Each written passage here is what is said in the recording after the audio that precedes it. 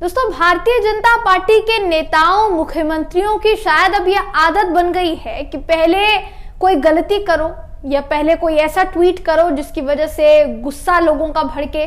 उसके बाद जब गुस्सा भड़क जाए, जब ऐसा लगने लगे कि भैया अब तो पानी सर से ऊपर जा रहा है, तो फिर ट्वीट डिलीट करके भाग जाओ और माफी मांग लो कि गलती हो गई हमसे, आगे से ऐसा नहीं होगा। अब ये वो नेतागण भी कर रहे हैं, वो मुख्यमंत्री भी कर रहे हैं जो कभी कुछ गलत कर ही नहीं सकते। बड़े बड़े टीवी चैनल्स के इंटरव्यूज में उनको इस तरीके से प्रदर्शित किया जाता है दोस्तों, जैसे पूरे देश के सबसे अनूठे मुख्यमंत्रियों में से एक वो तमाम मुख्यमंत्री हैं। लेकिन जब उनकी ऐसी हरकतें सामने आती है तो फिर सवाल उन मीडिया कर्मियों पर भी उठता है जिन्होंने बुलाकर उनका इंटरव्यू किया होता है। दोस्तों, मैं बात आज कर रही हूं हेमंत बिस्वा शर्मा की, जिनके ट्विटर हैंडल से एक ऐसा ट्वीट कर दिया गया कि शर्मा जी खुद ही शर्मा गए और उसके बाद इन्होंने वो ट्वीट जो है डिलीट किया। ना सिर्फ ट्वीट डिलीट किया बल्कि माफी भी मांगी। अब ट्वीट में क्या था जो डिलीट करना पड़ गया, माफी में क्या कुछ कहा है, सब कुछ इस खबर में मैं आपको बताऊंगी। दोस्तों नमस्कार, मेरा नाम है जयंती झा और आप देख रहे हैं द बीपीएन टीवी। असम के मुख्यमंत्री हेमंत बिस्वा शर्मा इस वक्त सुर्खियों में है अपने एक ट्वीट की वजह से, जिस ट्वीट को इन्होंने डिलीट कर दिया। इनका कहना है कि इनकी टीम की तरफ से वो ट्वीट किया गया था, जिस ट्वीट को बाद में डिलीट किया गया है और अब उसके लिए इन्होंने माफी मांगी है। सबसे पहले आपको बता देते हैं कि ट्वीट में क्या था, उसके बाद आपको बताएंगे कि माफी मांगते हुए हेमंत बिस्वा शर्मा ने क्या कहा है। ये जो ट्वीट है दोस्तों, इस ट्वीट में, डिलीट किए ट्वीट में लिखा था कि ब्राह्मण, क्षत्रिय और वैश्यों की सेवा करना शूद्रों का स्वाभाविक कर्म है। जब ये ट्वीट किया गया, जब ये पोस्ट किया गया, तो इसको हटाने के बाद, इस पोस्ट को हटाने के बाद हेमंत बिस्वा शर्मा ने माफी मांगी और सफाई देते हुए कहा कि उनकी टीम के सदस्यों ने गलत अनुवाद यानी गलत ट्रांसलेशन वाली एक पोस्ट डाल दी थी। हालांकि विपक्षी दलों के नेताओं ने इसको लेकर उन पर निशाना साधा और कहा कि हिंदुत्व जो फैलाना चाहती है बीजेपी, वो समानता, बंधुत्व और न्याय का विरोधी है। अब मुख्यमंत्री साहब ने क्या बोला है, क्या एक्सप्लेनेशन दी है, सफाई क्या दी है माफी मांगते हुए, इसको सुन लीजिए। उन्होंने लिखा कि सोशल मीडिया पर वो की गई एक पोस्ट को हटा रहे हैं।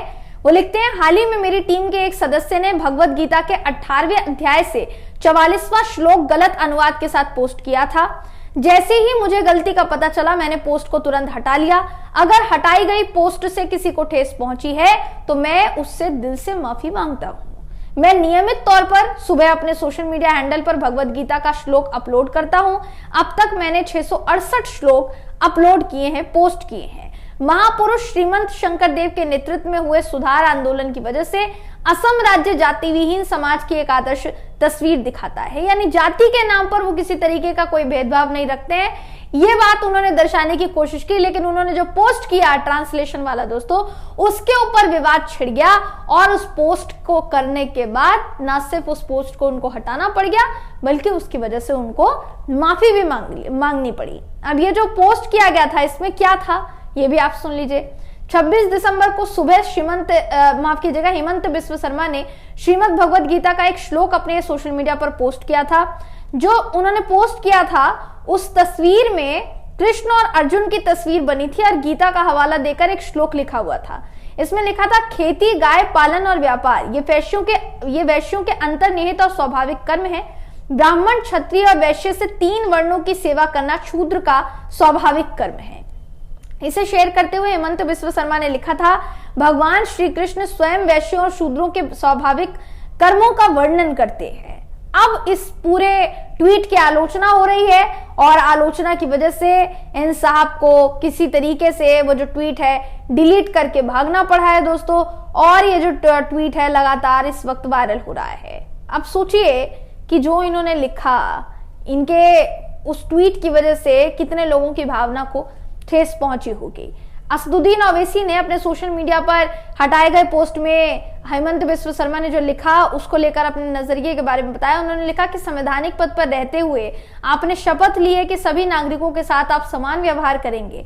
ये उस दुर्भाग्यपूर्ण क्रूरता में दिखता है जिसका सामना बीते हुए कुछ सालों में असम में रहने वाले मुसलमान कर रहे हैं। हिंदुत्व, स्वतंत्रता, समानता, बंधुत्व और न्याय का विरोधी है, यह असदुद्दीन ओवैसी ने यहाँ पर लिखा है दोस्तों। वहीं दूसरी तरफ कांग्रेस नेता पवन खेड़ा ने इसको लेकर ट्वीट किया।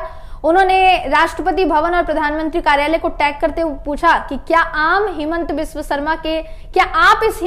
शर्मा के बयान से सहमत हैं, और अगर आप उनसे कुछ कहेंगे तो वो आपके पास पुलिस भेज देंगे। लेकिन इस तरह की बेतुकी टिप्पणी को नजरअंदाज नहीं किया जा सकता।